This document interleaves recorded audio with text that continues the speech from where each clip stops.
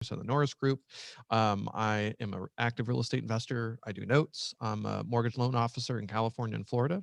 I build to rent single family homes in Florida personally. And I've been doing data research for 15 years with my father, Bruce Norris. I've helped raise over $2 million for charity since 2008 with our event, I Survive Real Estate. And I joined Property Radar in June of 2020.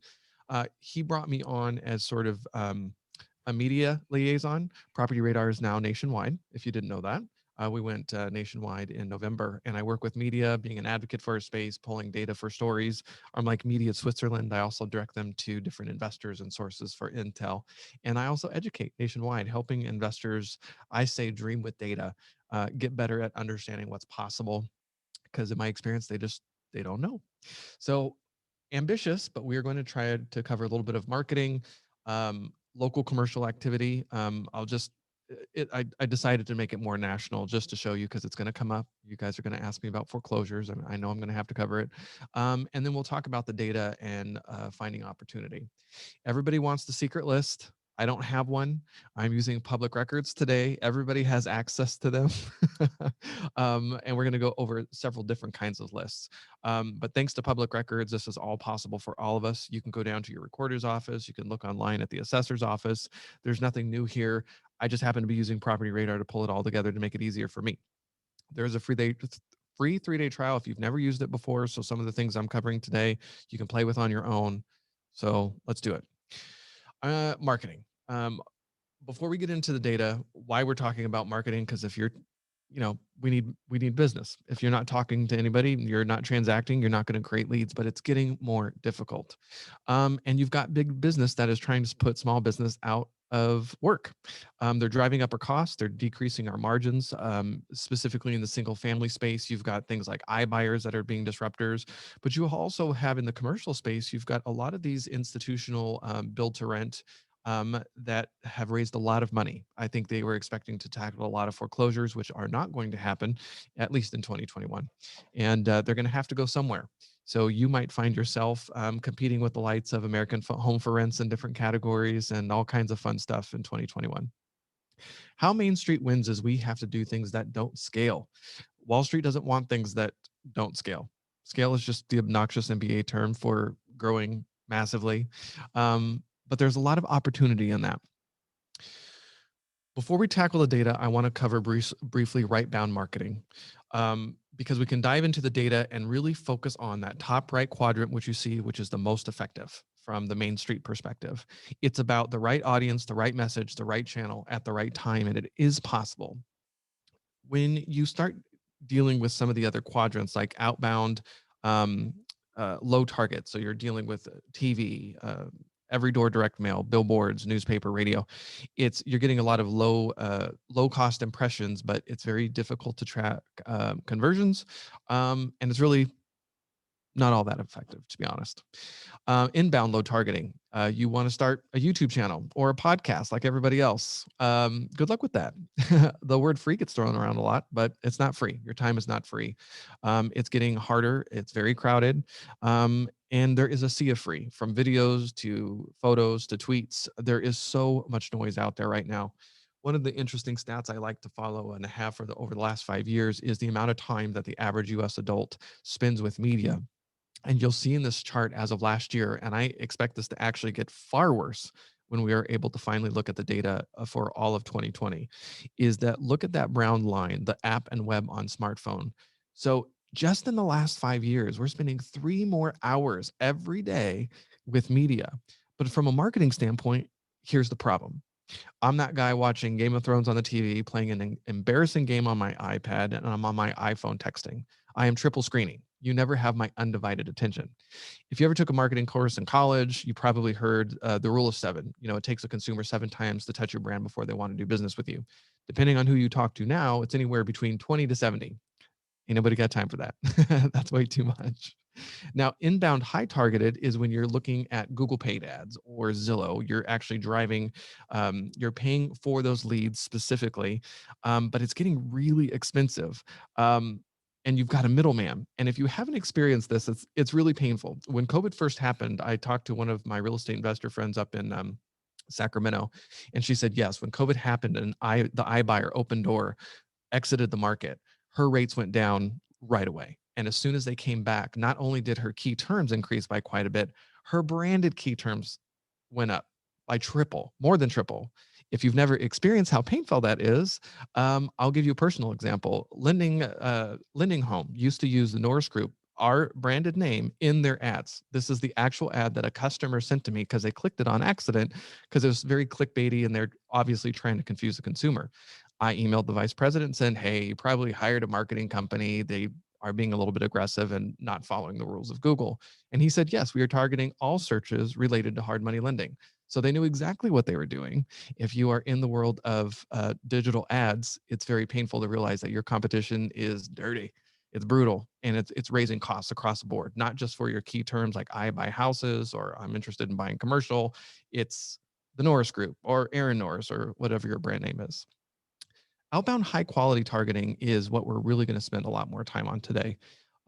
Quality can doesn't have to be expensive. Yes, it's going to take a little bit more time, but it's about finding those opportunities that nobody else is chasing. So I don't want to pull generic lists, but an example of outbound high targeted is door knocking, direct targeted mail, custom audiences online, personalized email, giving good phone, and of course, personalized social media outreach. And when it comes to big business versus small business, where we thrive is going to be in that upper right quadrant.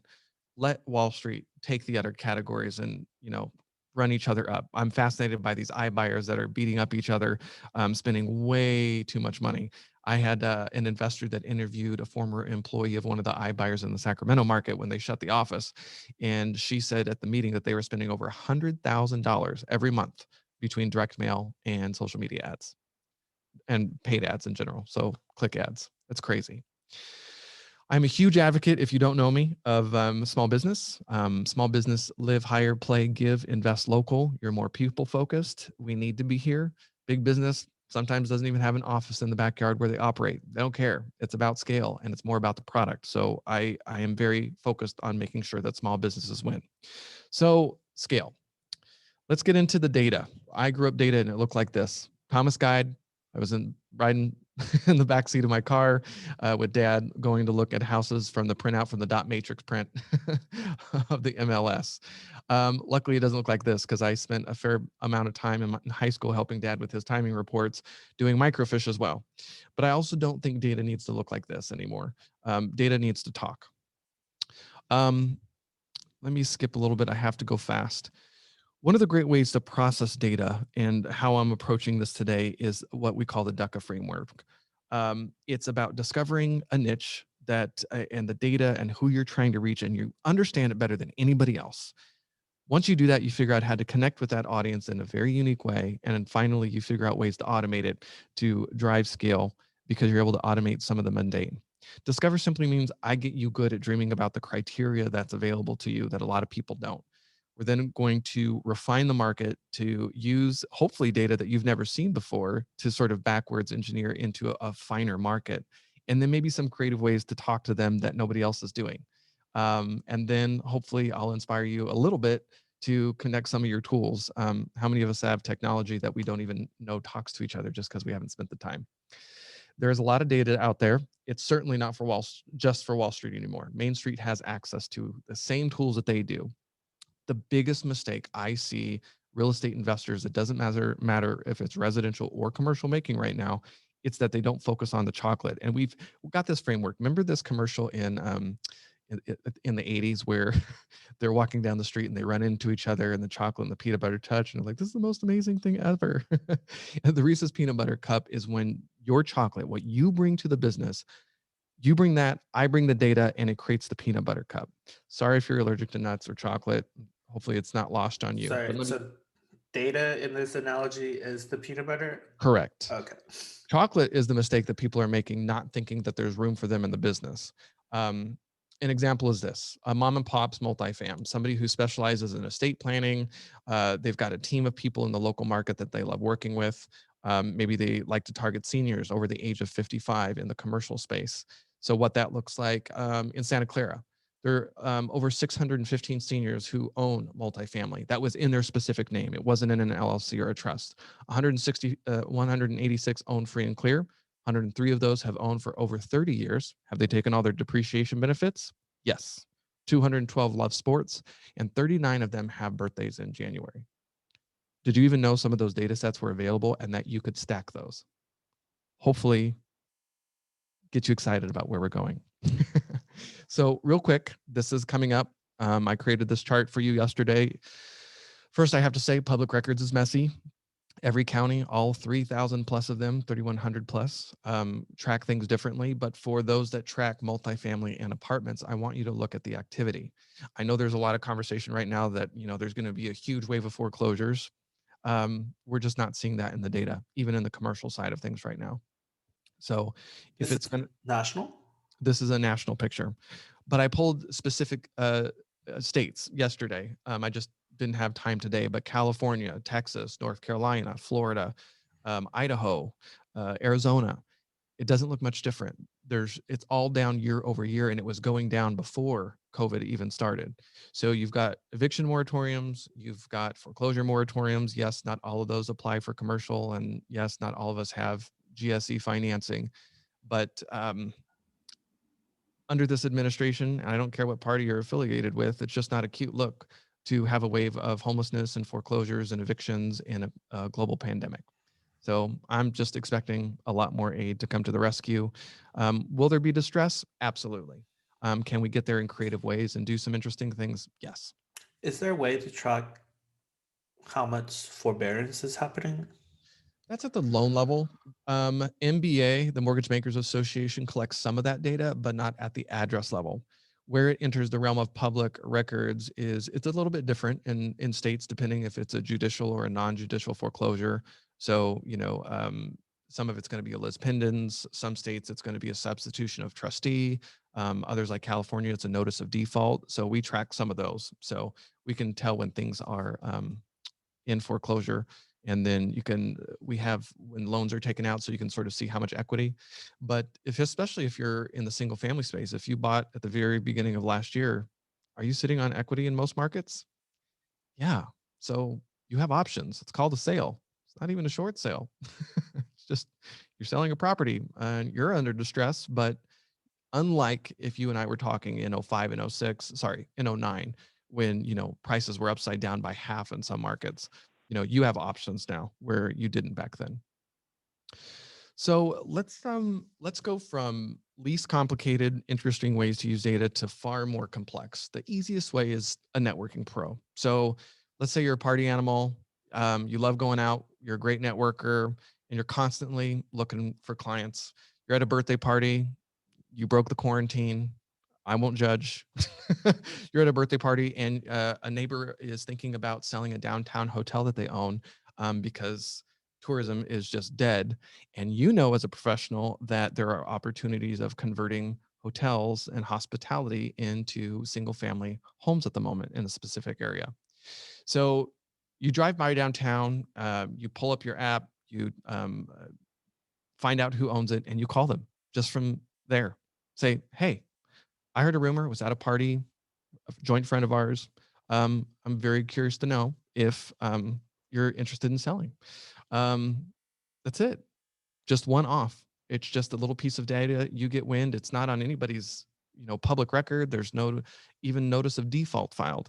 It's just a little lead that you followed up on, and it's that easy. Let's say you're an experienced apartment pro, list of buyers and sellers, corporate and Main Street, you don't care. And you're specifically going after multifamily where you're looking at transfer data. This is really fun that you can stack this kind of stuff. I know it's called list stacking for some, but for me, it's just building a really great list based on criteria. And transfer and ownership type is one of my favorites. So let me give you an example in like my area, just because the data speaks to me down in SoCal and Riverside. So I'm looking for 2 to 4 units in Riverside. There's over 2,500. Transfers over 90 months, 55. Non-corporate ownership, 24. And if the owners reside in the same county, there's only 7. So I'm trying to find ways, like maybe they live on site, it's owner occupied, maybe I'm working with a mom and pops. So if I'm looking at ways to slice and dice data, if I only stopped at the 2 to 4 and I just start farm marketing, I'm sending 25 communication pieces out How many times am I going to do that? If I dug further down into the data and stopped at any one of these other levels, it'd be far more efficient. And I'm trying to find ways to reach the right target audience, somebody who's probably going to do business with me. Let's say I started marketing to the larger list. Maybe a fair amount of these transferred hands in the last, you know, 89 months.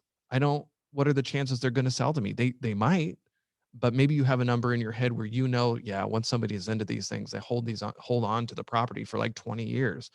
So maybe you shouldn't market to all those people. Maybe you should really start focusing on people of a certain age. So I dug in a little bit further and I pulled the list and I'm looking into insights. So the properties were broken down, married individual, which is really great. So lots of mom and pops that I found over the age of 62. As you age, you become a net seller of real estate. Fantastic. I can stacking age data to my list. It breaks down by owner occupied, if they're non-owner occupied or absentee owners, if they're in the county, if they're in the state or out of state, and the estimated equity amount. I love being able to market against estimated equity. That's so fun. Um, it allows you to be a lot more creative. I think there's a lot more room to be creative. If you're talking to a 65-year-old who has owned a building for 30 years, or maybe they just tired of being a landlord, but they want the income, there's a really good chance. Would they be willing to do something more creative with you? Very possibly. And in Property Radar, we pre-append phone numbers and emails, especially if it's owned as an individual or a couple. We'll have emails and phone numbers. So you decide how you're best going to reach them. You don't need to create a TikTok video if you're trying to reach a 65-year-old. It's cute, but what are the chances you're actually going to reach that person? So really looking at the channels that we're reaching out in is really important. Um, Let me skip a little bit to, no, I can't. So if there is a triplex that I was chasing, I can reach out to them very specifically.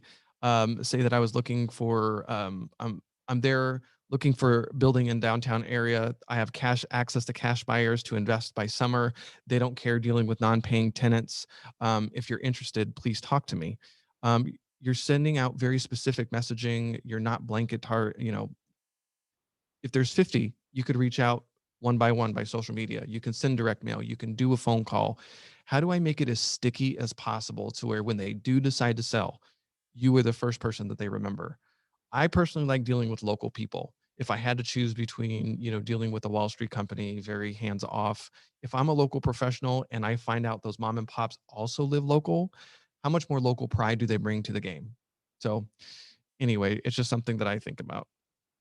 One of the fun things about building marketing lists based on some of the data sets like age is that you can set them up to be dynamic. So I know we've all gone to our local title agency and say, hey, I need absentee owners. I want 2 to 4. Can I just get a list? When you start being able to do things like age, when somebody ages into your list, you can take action on just one at a time as they come up instead of buying a list every year and trying to figure out how to manage that data. It's a real pain. So I really love that you can get notified when something like that happens. Oh, somebody hit 65. I'm going to follow up specifically with that person that meets my criteria. And again, this is, some call it list stacking, but it's building criteria. Age is definitely one of my favorite things to do. Development pro.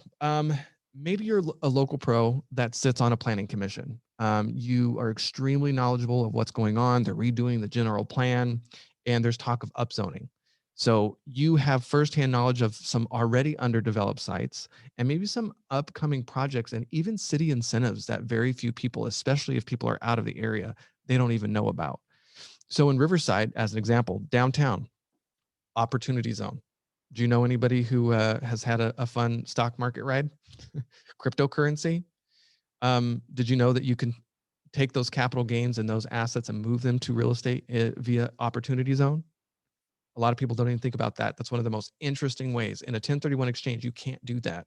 But in an opportunity zone, if you're going long and holding a rental, it could be a great way to do that. And it's not as hard as some people think. I happen to know that downtown Riverside is also the mayor's innovation district, that they're building incentives to try to get affordable housing. They want density, bonus density. So it's really exciting. So in Riverside, when I look at R3 and R4 lots, there's over 26,000 And actually, this is all of Riverside. And if I back it down to downtown zip code 92501, there's 451. But look at this, 163 of those have a single family residence on site. Hopefully, you're excited about that data point. Yes, matching zoning with what's on site. So it's already been upzoned, it's already in public record. Nobody's just taking advantage of it. Let me tell you what that means in California. That means I can take a R3 or a triplex lot that's got a single family home on it. I can build 2 additional units. I could scrape or add. And also, because of accessory dwelling unit rules, I can build 3 more units. I can turn something right now that's a single family residence in my area, which is probably built in like 1920. Hopefully, it's not historic, but I can go from 1 to 6. Guess what else is really interesting about that?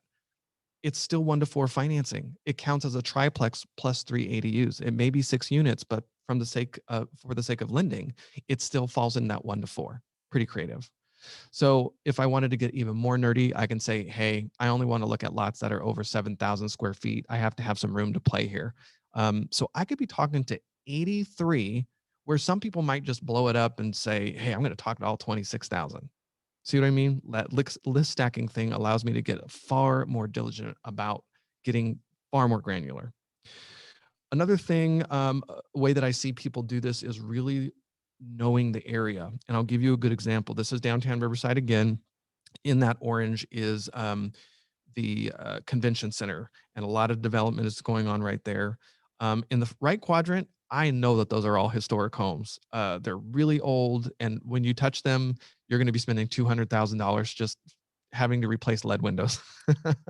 On the left, what's really interesting is there's alleyways. So if I was building accessory dwelling units and trying to take advantage of construction and livability, trying not to be a cram lord, I could have the accessory dwelling units exit onto alleyways and almost put a fence right down the middle of the lot line to where, for the sakes of the tenants, they have very different quality experience being a tenant because they're basically just on their own lot. So I love that. I tell people, don't be a cram lord. Don't ruin your property value by trying to squeeze as much square footage on as possible. I think you're going to pay for it later. Is the alleyway captured in public records somehow? No, no, but that's what's great. So this is where your hyper local This knowledge will is the take you. chocolate.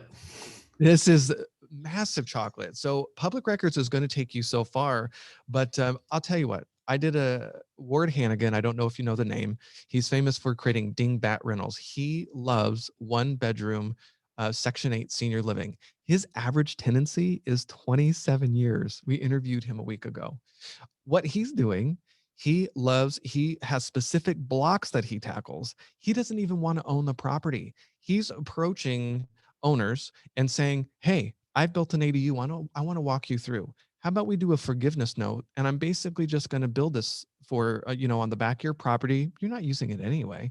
And when you die, your kids are going to inherit this property with a single family income property. So he's basically just creating cash flow without even owning property. It's really creative, but he likes the alleyway because he can create that experience. They can exit from on the alley. It's his target consumer. It's so specific. It's really wonderful. If you'd have to listen to the interview to fully understand the Data Driven Real Estate podcast. It's worth a listen if you're looking at accessory dwelling units. This guy is 80 years old and he's so creative. So yeah. Yeah, I mean, I think that's really interesting. The analogy, right? I mean, I hear you guys talk about it on the podcast, and I mean, honestly, we have to learn how to be different. Difference, but different is better than better. We have to bring something unique to the table and find our edge, and apply it by leveraging the public records. Because otherwise, yeah, like just go to list source and hit the same list that everybody else is doing. So. Right. How are we doing, everybody? Like, are you guys finding this interesting? You getting value from this? If you are, put in the chat box the word value, or just put the $ symbol if you want. Hopefully I'm And giving you some ideas. yeah, and then Accessory we'll accessory keep going. buildings aren't just California, by the way. Oregon, Washington, I was looking up today, Idaho, certain parts of Colorado. Affordable housing is a real issue right now. So look for those upzoning opportunities. Look at stacking opportunity zone opportunities. Just, you know, Wall Street's not after this one. Even your hyperlocal pro probably just isn't paying attention. And by you digging into that and having this list that nobody else has, another way I see people do it is they really like corner lots. So they'll go in and create a custom list. So, I showed you stacking that Much list. shorter sewer line as well. Yeah, exactly. That's part of it. They want those, it's shorter to utility lines. So they tackle specific blocks and they door knock, they call, they mail. If that owner is going to sell, they are going to be the top of the mind. There's no other choice. How do you capture corner lots or detached garages or So you can see the map view. You're able to zoom in with the app and you can click on a property and say, add this to list. So you can create a block of your own. And, maybe you find that, two houses side by side next door, maybe the house is too far back in the middle and it just ruins the possibility of you ever building. Leave it off. Don't market to them. okay. But next door, maybe the property is way forward, closer to the main street and the alley. I mean, it's perfect, especially in some of these older neighborhoods in Riverside, at least it was set up that way to begin with. The garage is in the back that can very inexpensively be converted. It's an old two-car garage, should be really simple. Man, a little bit more manual scrubbing part of the list building. Yeah, but hopefully a higher rate of success. Absolutely. Absolutely. Okay, great. Um, we talked about affordable housing. Um, look for those density bonuses at the city level. If when you're that hyper local expert, you understand to look for the money. In LA, as an example, you've got retrofitting dollars. Um, Commercial can build ADUs. It's not just for single family, by the way. You can build up to 25% of existing units. So if you have 20, you can build five, and then you can build up to two additional detached accessory dwelling units. I saw a really great example of a C-shaped apartment complex where there was under parking along the sides. And what they did is they had to retrofit anyway to be up to code for earthquake stuff. They converted the garages into two bedroom, one bath. So they got two brand new units. It allowed them to qualify for the retrofit. Otherwise, they were just going to fix the parking garages. And because of the C shape, what they did is they turned the courtyard into parking. They just got rid of the courtyard that probably nobody was using anyway. So they still kept the quality of life and the parking, but they got two new units out of it. I thought that was pretty creative. How do you, how do you find out something like that's a chocolate thing or a peanut thing? That's a peanut butter, and Okay. that's a little bit of both. That's chocolate, your local knowledge, knowing that kind of opportunity is available. A lot of people don't know that is grant money in LA for retrofitting. A lot of people don't know that the local utility, if you're doing some upgrades and installing green or sustainability items in the property, you may be able to get some money back. And then if you check with your building department and say like, hey, are there any incentives for affordable housing if I turn one of these units into, I don't know, serving veterans? Do you have any grants? You just never know. And none of those money sources talk to each other. None of them. Well, I mean, like, how do you know this building or this property has, you know, parking on the first floor that could potentially do this? That's because you know the area. So you can Okay, start with so it's public still record. chocolate. Sure. Yeah. I mean, that's definitely chocolate. That's you knowing your area better than anybody else. Maybe you already have one in a specific market and you just, you drive by once a year or whatever. Hopefully it's that passive. But as you're driving around, you identify those things and go, you know what? That would work perfectly. You can always use, Google Maps as well. Those overhead views can tell you a lot on stuff like that. So anyway, um, I think I don't know. Do I need to cover what an ADU is? Um, we'll skip it because I'm gonna cover it next month. Got it. Okay.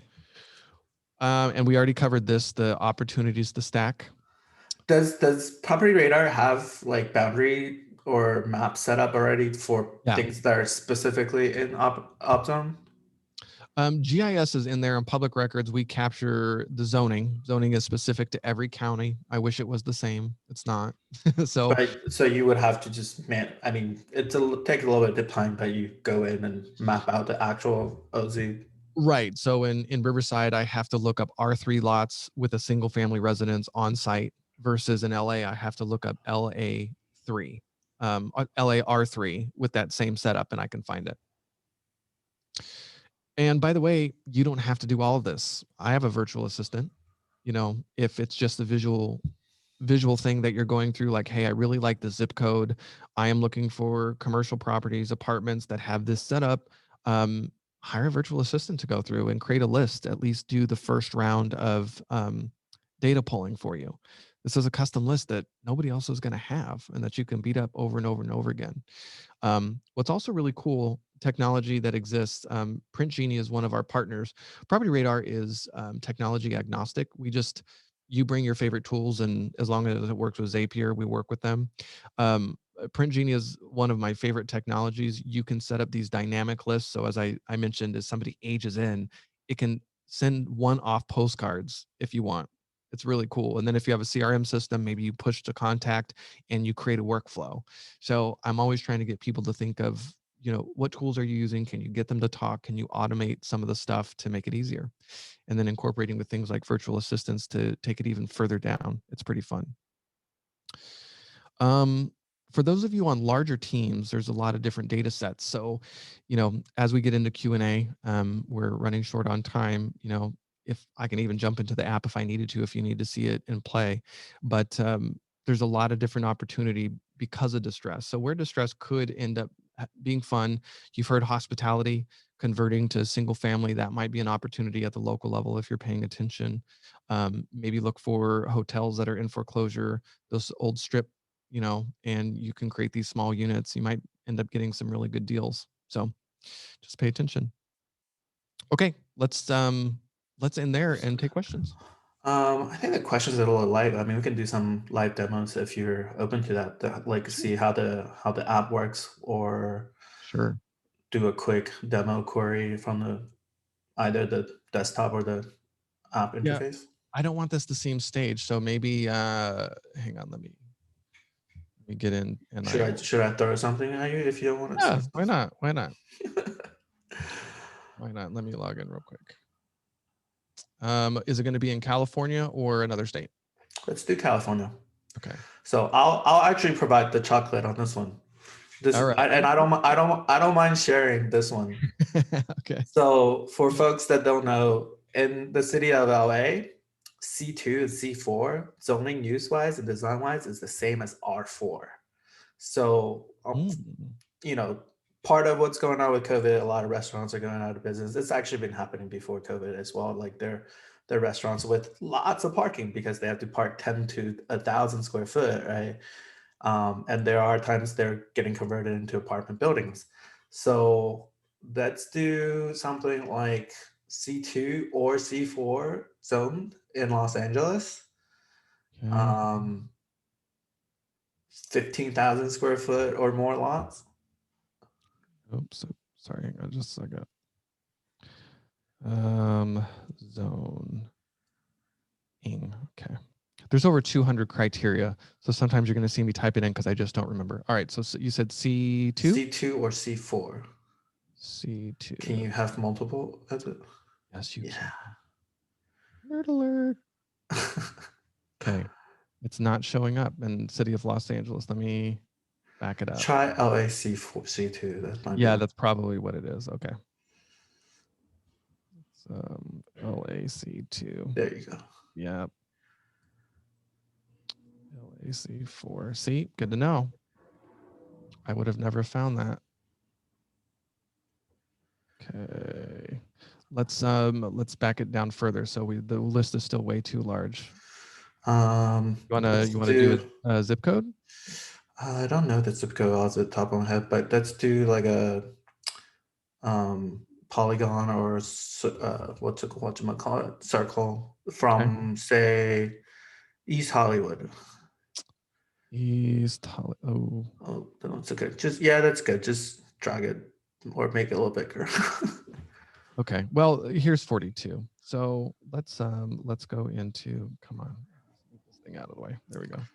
So there's a few different views that you can do. You can do that. The card view is sort of fun, so you can see ownership type. So you can see this is in personal names. Trust and LLCs. I can send you a link of how some products are going to charge you hundreds of extra dollars to pierce an LLC. I can show you how to do it for very low cost or for free, especially in the state of California. And actually, I had a question before too. You were talking about transferring of ownership, right? Mhm. Um, is there a play or what could be inferred from when, say, somebody move a property into a trust, or there's interspousal transfers, those kind of things? Yeah, so let me show you transfers. That's a good question. Just a transfer type just to show you what kind of things that we can look up. So yeah, family trust. It's so funny we're talking about this. I was working with a realtor whose specialty was seniors, and she was specifically trying to target ones that were less sophisticated. I'm like, well, only talk to people that don't have a trust. You can end up having CPAs and attorney pay all your marketing fees by driving people to like webinars or seminars or something. But yeah, if it's not in a trust or something, that would be an interesting way to tackle that kind of stuff. But we have death of joint tenant. That's a public record that we can monitor. Non-family. Some of it's just estate planning. You can't always infer anything from it.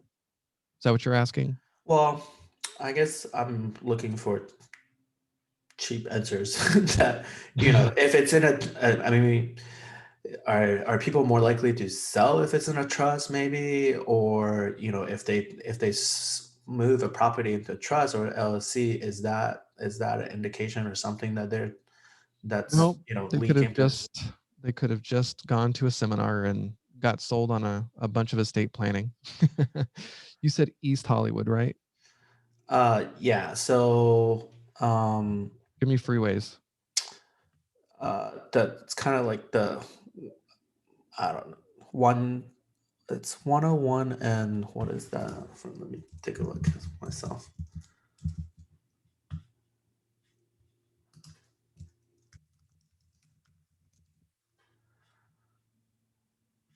Yeah, East Uh, LA. So like over here, like no, south of that. So basically, it's kind of like the 101, and there's not really a cross highway, but the two that's really more Silver Lake. I mean, you're kind of in the area. Yeah, that's fine. just Okay. like a 5 mile radius or whatever. Okay. Let's do here. 5 mile. Not 5 miles that big, Wasn't enough. I mean, it usually takes 45 minutes, but Wow. That's quite a few properties there. So let's see. We can start looking at equity. and we filter by 15,000 square feet Oh, no. lots. So you want to do, okay. Yeah, because if you factor in setbacks and all that, like less than that's kind of not that interesting. So lot square footage. So 15,000 minimum. Is Yeah, that what you said? Okay. Yep. That narrowed it down. We can do interesting. better. What if we Elderly. said, does equity matter? No, I meant elder. Sorry, I said elderly Oh, people of age. of over 55, 65. Okay.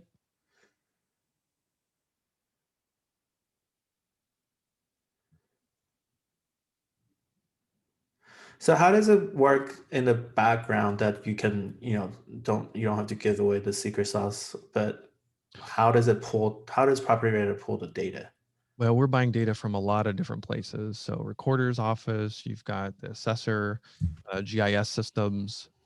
It's the tool is built by a real estate investor for real estate investors. So on top of that, then we're paying for billions of emails and phone numbers and demographic data that's laid on top. So let me see if let's go into this card view again. See if I can see emails this time. Yeah, so some of these I do have emails. So the emails and phone numbers not guaranteed. Not guaranteed, but you're not paying for anything. So if I click on this one, what's nice is that the phone number's there. So you can just call it and it's free. If you're starting to market with email marketing, it's like 8 cents a record. If you're doing that, depending on your volume, but you've got age, demographics, maybe some other properties. So here's another thing, depending on the kind of commercial property that you're building, maybe there's a gatekeeper there. So if you're trying to mail the owner, that's no good. You've got his mailing address. But then do you have to put it through like a do not call filter, or are these Yeah, already you kind need to follow local guidelines. We don't have do not call built in for sure. of okay? So How reliable or accurate is this? it is, I forget the actual percentage hit rate. Phone numbers is really good. I think it's 80%. Oh wow. Emails because people change so much. It's a little harder. One of the other things that we've got is the transaction history on all the properties you can actually buy. For those of you who are super nerdy and like to purchase the actual documents, you can do so from within the app. How does this look from the mobile interface? It's nice. I mean, obviously, when doing some of the specific things like transactions, it's far easier on a larger screen. Yeah, I But if guess it's we just can't really we can't really contact, show your phone right now. yeah. But for contact information and general stuff like that, it's great. And being able to drive around and call people from a specific property. Oh, let me show you something real quick. LAC4. Just let me go into my list because this is actually a really cool way to dive down even further. So let me go to my lists. C4. Where'd it go? There it is. Okay. This insights thing right here. Super cool. You can see behind the scenes of those 300 properties, how they're owned. So a lot of individual owners, which is interesting. Mm. The average age, holy cow, right? Income levels, ethnicity, charitable giving, interest. You can send lots of like postcards. This is actually one of the things. Like one of the things you can do is look at their likes. Can you imagine like sending cat postcards to people over and again? It's pretty funny. And then there's the property version of it. So this is sort of if you start at a higher level, the lists have to be under 10,000 to be able to render this because it's in the background crunching all this data. Um, but it'll give you some insights then too of if it's owner occupied, investors absentee, in county, in the state, out of state, average equity, year built. So if you say, yeah, I know I do not want to talk to people that have buildings that are over 75 years old, don't talk to them because you know it just sucks. Turnover too is a really interesting one. So if Yeah. you're pulling a list and you know like, hey, it's people are typically holding these at least 15 years, you know, do you need to be talking to people, you know, that have owned for less than 5? It's just a way to save some money. Yeah, this is super interesting. I mean, actually, a lot has changed since I last pulled a bunch of list. And you I guys would gone national as well.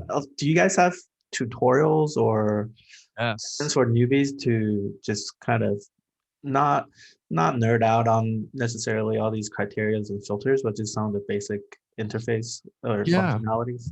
The video tutorials right up here in the top right. If you click that, it launches these really beautiful videos, sort of that Ducka format that I told you about. These are all right here.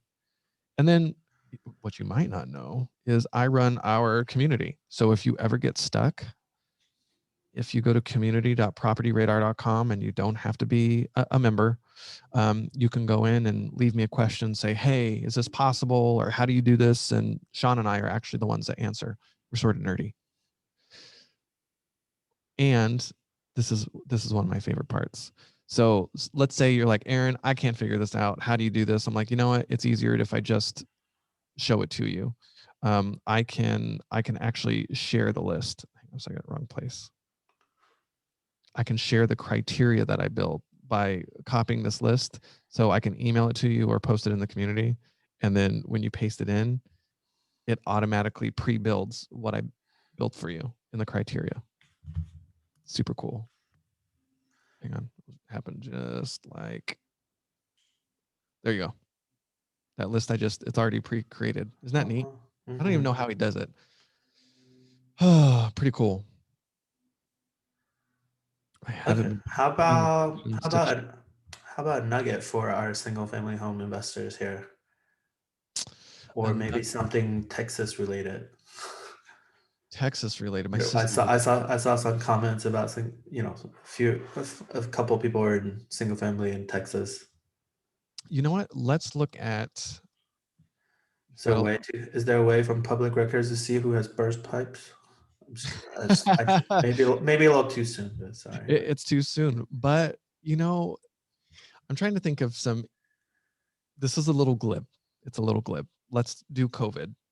Um, Following obituaries before it ever reaches probate data, which we don't have now. It's on the list of things to do, but researching who's in the obituaries and getting in the way of the lead before it becomes public record. Um, Maybe you hire a student and say, I want you to go to this business and follow them because they're a water mitigation company. And I want you to follow them all day and figure out where they're going. I mean, there's just creative ways to sort of backwards engineer these deals that nobody else has. Um, Let me show you owner. I want to show demographic data just so you can see some other things because I mentioned it briefly in that very first example: ethnicity, children at home, children ages. So maybe you're looking for move up. So this is really good for single family, marital status change, income levels, business Yeah, owner. I mean, honestly, you don't even have to be in real estate to utilize some of these tools, right? Like, I don't know, just shooting from the hips here. Like, if you run a bilingual daycare, Mhm. that's Exactly. And we make it really easy. I mean, if you're a super marketing nerd, let me go back to my list and I'll show you. You can connect it with, you can export certainly, but you can also do online ads, creating lookalike audiences in Facebook and Google. oh my So if you God. have a really target demographic, you can do it at this level, and be talking to those people as well and have like a multi-channel marketing campaign. Can you show a little bit the automation and how this like the Sure. Zapier integration works? Sure. So one of the things I've been using this for years for, I got on our support's really great. So if you sign up for the 3-day trial and you just want to call them and say, this is what I'm trying to do. This is what I'm doing. It's my chocolate. Help me find the peanut butter. Hopefully they'll beat you up a little bit, or if you need help, go in the community. But those dynamic lists are really cool to where people are opting in because something was triggered, a life event, age, whatever. So I follow flippers. So I follow flippers in all over California and Florida, and I get a daily notification via email, and it triggers once a day. So you can mobile notifications, hit me, email. I get a daily summary because I don't need immediate emails. Integrations just with Zapier. If you've got CRM systems, MailChimp, VoiceDrop, SMS, and we have quite a few partners that are building these technology stacks for companies that are going after some major volume, and then I've got mom and pops who just do one at a time because they do such nichey things. You can create your own lists. So if you're working with virtual assistants and they're really digging down to like map level stuff, like, hey, I only want corner lots, in this zip code that face an alley, they go in and select the property and put it on the list. And then once they get put on the list, it triggers activity in your CRM, a mailer, an email to you. And then in a week, you get told to follow up by phone call. Some people just don't know that kind of automation is available. So it's good to cover. Oh, that's super cool. How much does it cost? It's if you're paying annually, it is 79 a month. Um, I remember back in the day, if you were a foreclosure investor and buying foreclosure data, it used to be thousands of dollars per county. So this is very disruptive in the space. If you're getting into emails, it's cents per lead. Um, Let me just show you. There's different levels because some people use it in very specific ways. So this is the one I was talking about. So appending emails and phone numbers if you're doing that, but you're only paying for what it appends. If there's no email or phone number, you're not getting charged for exporting when it doesn't exist, which makes us special. Cool. So Uh, there you have it. and I know I've been asking a lot of the questions. I'm monitoring the chats. I think I asked all of them, but for all of you guys, if you have questions, feel free to, you can use the raise hand function, and I'll ask you to turn on your mic and ask Aaron yourself, or if you're a little shy, you can put them in the chat box. Oh, yeah. I wish Yeah, I've been watching way too many videos online of people's water leaks and stuff in Texas. My sister, It's bad. Yeah. No, I mean, I grew up in Austin as well, and I mean, I have another friend. She's a builder, and she called it. She was like, "There's gonna be so many busted pipes. There's gonna be a run on tankless water heaters." my sister just moved to Austin a couple years ago, and she calls me. I'm like, "Wow, all the snow." She's like, "Yeah, they don't have snow plows here. They don't even salt. They're It's just throwing sand around." I was like, "Did you buy enough food?" She's like, "Sort of." I'm like, "Do you have a snow shovel?" She's like, "No." I'm like, "Oh, sir, yeah. I mean, it doesn't happen enough. I know." ever really. Um, so I mean, Texas, maybe like once a year it'll drop below freezing, and people freak out. And this it was really bad. Bridge loans came up. Yes, you can search by lender, or you can search by the entity that your buyer is in. Let me, here's a, go back to the app and I'll show you. We've got these great quick lists. So when some people don't know where to start, you just sort of put in the category and it's really helpful. So as an example, let's go to Discover. I'll go to the quick list. Let's go mortgage. And I want to look for flippers.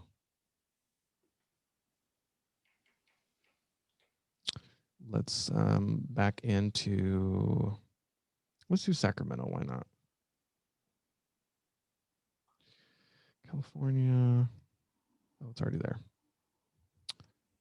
City, Sacramento. So over the last 365 days, I can see, exactly. Oh, this is another cool thing. These layers are so powerful. So I can look at your build, estimated equity.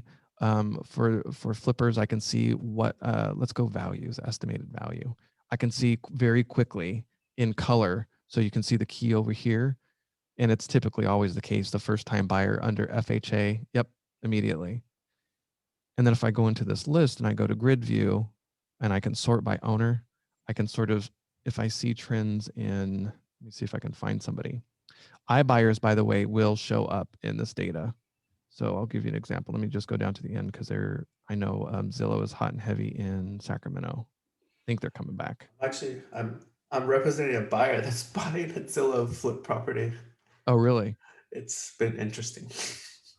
Yeah. Wait, iBuyers are interesting. Let's do Open Door. They're buying the easy ones now. Uh, they're not buying heavy fixers. Let's put it that way, and they're not Yeah, as aggressive. I mean, I'm trying to sniff things out from their local agent or partner a lot here and there, Mhm. and I think maybe it's changed a little bit. I know they were not making money, and honestly, like they created so much friction during the showing or selling part of it after they flipped it. This thing, you're gonna laugh or think I'm crazy when I tell you this.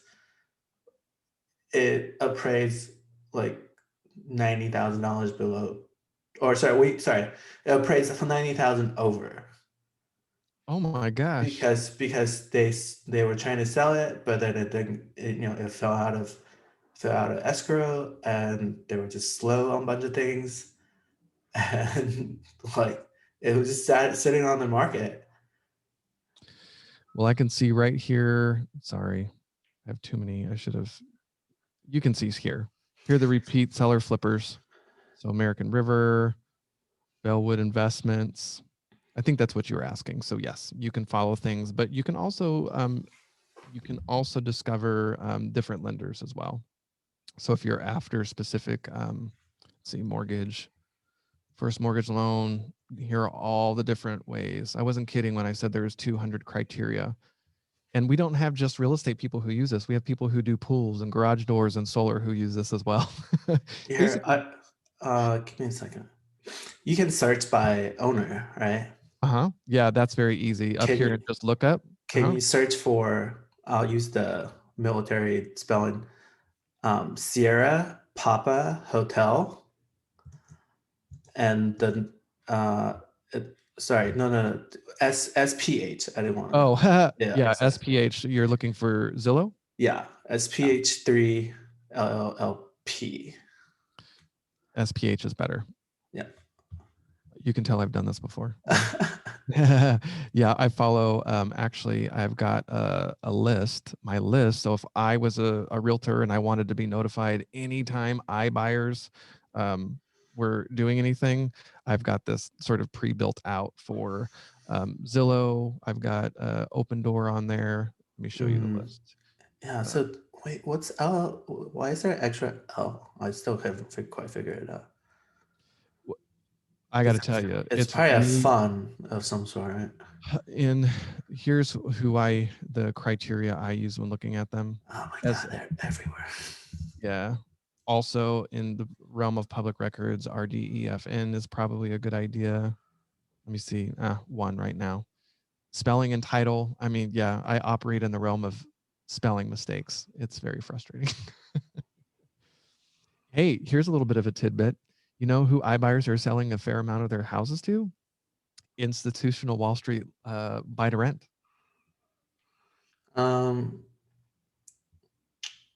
Sorry, I was just looking at. Roger, do you want to ask your question? MSA, you mean by metro statistical areas, or you can turn on your mic if you like. Yeah, I think he answered it, didn't he? I think he said, yeah. Yeah, I mean, I think you can literally search nationwide. How I mean, there's endless possibilities, really. Yeah, there's a lot of different ways to slice and dice the lists. Let me show you. And there's a question, Alvin. You want to answer your question? Under this advanced type, by the way, I want you to see real quick the different ways. Now, public records is different again in every county, but if you can discover how they do it and you're into other different kinds of commercial, we've got mobile home data. It gets pretty specific. Some counties are just terrible. Yeah, and I mean, like the hotel conversion you were talking about, you can target this way, right? Exactly. So you've got the basic type, and then you've got advanced types, which is going to be hit and miss depending on the county. So that's going to be up to you to really dig in. So anyway. Alan, would you like to turn on your mic and ask your question? Oh yeah, I was just curious about if since you're able to target, are you able to target like areas that have the higher rents within like LA, let's just say? Rent would probably be Like the chocolate part. I'm trying to think of how we'd capture that. Could we, let me see. I don't know where we pull the rent data from. I don't know if I would trust that as much as I would values. Yeah, these are HUD fair market value. That's where pulling a data set from. I don't think that's what you want. That would be more of, I would say, like Section 8 if you're that kind of investor. Or?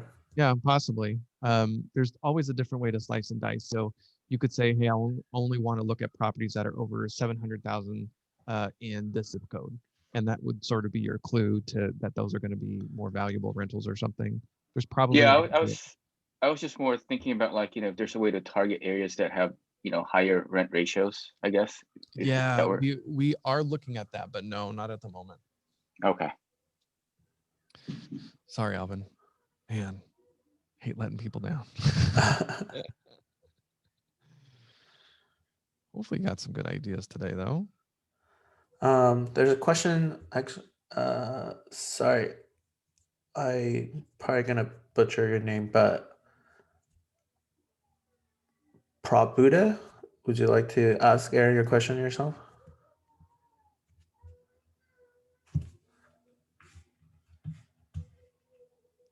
Let's go. Anyway, well, he was. There's a question that if you can target, how do you target investor groups or investors? Non-owner occupied that are in foreclosure. So yeah, that's fairly standard fare. Yeah, so let's go back to foreclosure status in foreclosure. Just say yes. So it's in some state of foreclosure. Let's go. Yep, California and absentee owner. owner occupied is no. So I'm going to look at single family. So there's, yeah, there you go. And just for fun, let's look at multi. So in the state, 564 total. Go over here. Would you happen to know what the historical average was? Or, I mean, that sounds really low. Yeah, you know what? Let me show you. Let me see if I have. Let me see if I have the presentation from yesterday, because that does show that here. So that's multifamily. So you're over here. So if I look at California.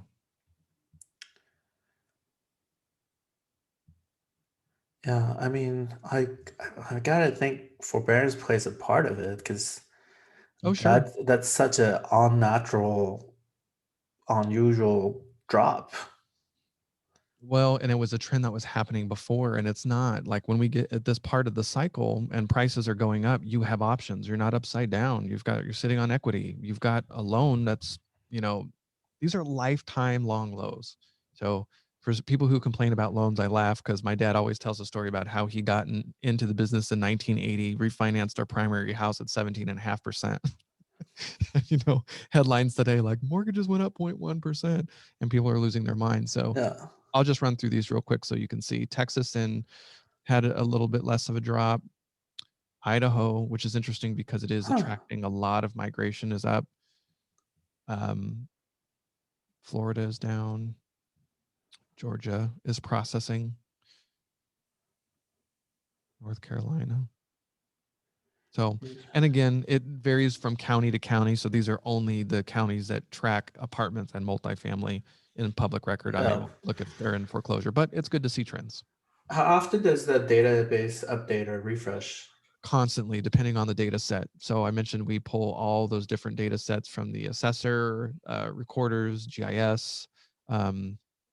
So our foreclosure data is updated all the time, especially in California, Arizona, Oregon, Washington, and Nevada, where we track every stage of the foreclosure cycle. It's updated a lot. So in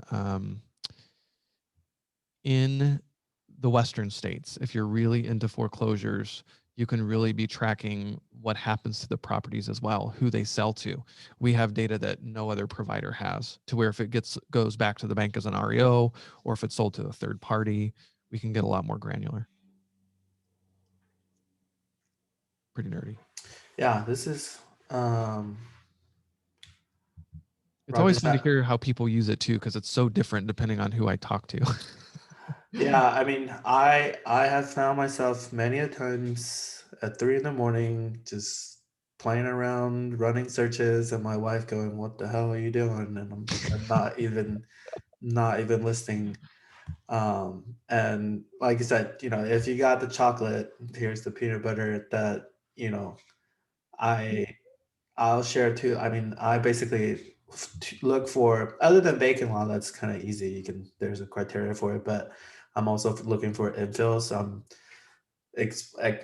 looking for a certain size lot and then tiny house, kind of like the example you give. And then I manually create a column to calculate that. And generally speaking, like below 20%, like there's usually kind of a play there. And you can really hone in on your target and scrub your list. Like, I think part of it is because I target land, so it's not as saturated, but my response rates are usually fairly good, but I'm nowhere as consistent as I should probably be, to be honest.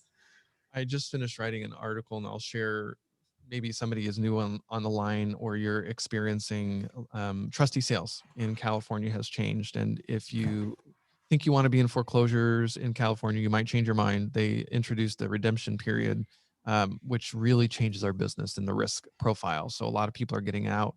And when you're executing on a strategy like trustee sales, you're typically, I can't say generalizations, but my brother was in trustee sales for a really long time. He's very introverted. He loves systems. He's, I talked to him about door knocking and, he hates his life. So it's okay to bring you to the business and it'll help us plug you into strategies that you will jump out of bed because you get excited about. If I end up throwing, oh, so popular right now is this list and everybody's using it and it goes against of who you are. So how I like to process it is your personality type, introvert or extrovert. I can start throwing ideas at you as, all the time. What experience you bring to the table. If you have no experience in real estate, especially if you're in commercial, I think it's a higher risk profile. Take a principles course, just learn the language. This is, if it's going to be a business, take it seriously. And then we go through time, talent, and treasure. If you tell me you're an introvert with no time and no money, and you're wanting to be in the business, I'm going to say this is going to be a really tough market for you. Sorry. So maybe you should be looking at some things or strategies that take very little time that you can do on the weekends. Talent. I love this question. What do you specifically bring to the business that nobody else does? Maybe you really have a passion for working with seniors. Maybe you're an insurance adjuster as your background. So all of a sudden you understand the process of a mold or a burn down house and the process of getting that remedied. And where other people run away, you're like, I'll take that. Maybe you're an attorney or whatever you bring skill set. I'm a retired actor from New York City and I'm in real estate. So there's room for you. And then finally money. Just because you have money doesn't mean that it buys sense. It's way too easy to spend money these days on prop tech platforms and people don't read the fine print, realize they don't own much of anything. You go to the local investor club and somebody's got you that sweet deal on that second in your IRA and you never pay attention to know that it was never recorded. So just be very careful out there. But I like those 5 questions. What's your personality type? What experience do you have in the real estate business? By the way, experience doesn't always mean that it's good. You could have bad habits too. And then time, talent, and treasure. If you tell me those 5 things, I can typically throw some ideas at you and that because that's your chocolate, and then we'll back it with data. And that's when it gets really fun. Okay, great stuff. Roger, I want to make sure you get your question answered. I'm not quite sure what you mean by analyze businesses, but we'll get to that and then we'll conclude. Okay. Businesses, no. If it's not in the realm of public records where, yeah, we're not tracking income, net operating income of businesses or anything, I think that's what you might be saying. Probably not. Yeah, like rents that apartment owners, that's not public record. Is there like a green zone filter in public property radar? No, but if you know the zip codes, you can get down in it. Same with opportunity zones. Okay, great. Well, Actually, could I really clarify? I was just kind of looking to see if you could zero in on certain businesses in a certain area. Oh. I know you don't have certain data that's specific to that business, but maybe through real estate and where it's located, ABC printing on this corner or something like that. Because this is ownership based, I don't know if the ownership of the building would be in the entity name. So you'd have to sort of know what you're looking for. As far as it's really property in the. Would they have to own the property as well as the business or something like that? Not always, but I mean, here we have the type of building that it is, but if it's general commercial, you'd have to sort of bring that local expertise. So I can see sort of where you're going. If a restaurant is currently there, if you were taking a commercial space and converting it into a restaurant, it's so much more expensive because the infrastructure isn't there. Is that the kind of strategy you're talking about? Yeah, and I mean just identifying certain businesses and areas too, if you're looking for businesses.